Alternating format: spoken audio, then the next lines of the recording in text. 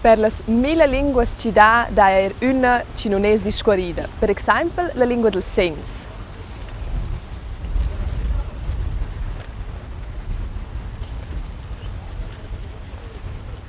Qua c'è una giusto detto è che la lingua del segns è una lingua minoritara. Qua vuol dire che poche persone discorrono quella. Sco per esempio la vostra lingua, il romanzo. Una parte della lingua del segns sono naturalmente il segns. Sco per esempio naient a tai. Però ida un alfabeto. Sco c'è quel che voi imprendevate in scuola primaria. E quel lesso se mosara voi.